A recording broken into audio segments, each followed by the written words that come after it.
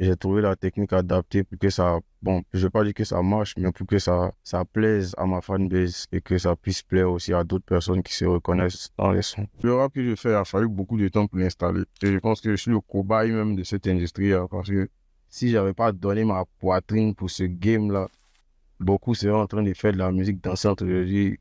Beaucoup même ont migré dans la musique dansante et qui regrettent parce qu'ils voient que il y en a qui arrivent à percer dedans. Et je te promets que être un rappeur hardcore, tu es plus dangereux que être un rappeur qui fait danser. Parce que quand tu sors, là, tu as une carrure, tu as une image et tu sais que tu n'es pas là présenté. Tu poses dur et ça hit. Quand tu poses dur et puis ça hit, ça fatigue ceux qui rentrent au studio et qui réfléchissent hit.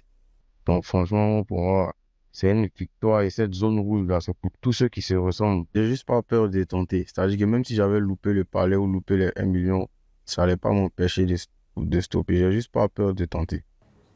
J'ai juste senti que quand il a fallu que je tente le Elam, j'ai tenté.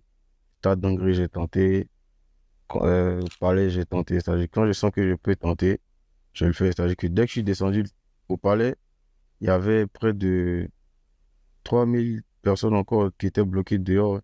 Et c'est comme moi j'ai vu les échos, que j'ai vu les vidéos, etc. J'ai dit, est-ce qu'il y a une salle plus grande que le palais? Il faut qu'on lance ça directement. Parce que le palais ne pouvait pas les contenir. C'est là qu'on a attaqué directement le parc d'Espoir. Après, il faut que je sente un peu. Une fois que je sens, je tente directement. Tellement de sons que il y a des. Je peux envoyer à n'importe quel moment.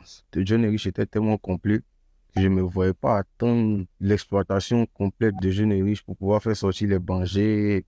Parce que après, je ne sais pas quelle situation peut venir plus tard. Et ça a fait que le projet qui va suivre là, aura une autre couleur en fonction des situations que j'ai vécues, tu vois. Et les sons là collaient bien avec Jeune et Riche. Donc j'ai voulu insérer ça dedans aussi pour le maintenir dans le top. Parce que je savais que quand Banger et Yo Bodrito allaient rentrer dedans, ça allait encore maintenir le projet dans le top. Pour moi, les étoiles ne se perdent pas. Avec même quand tu regardes dans le ciel, là, les étoiles qui se ressemblent sont toujours proches. Et moi, j'ai eu à côtoyer Arafat. Il m'a dit clairement que quand il me voit, il se ressent dedans. Et je pense que c'est des énergies spirituelles. Pour moi, c'est des énergies spirituelles. Donc, aujourd'hui, si on m'assimile à lui, c'est peut-être que parce que les étoiles se ressemblent. Je veux pas avoir la carrière d'Arafat, je veux pas être le jumeau d'Arafat, je veux être Imra.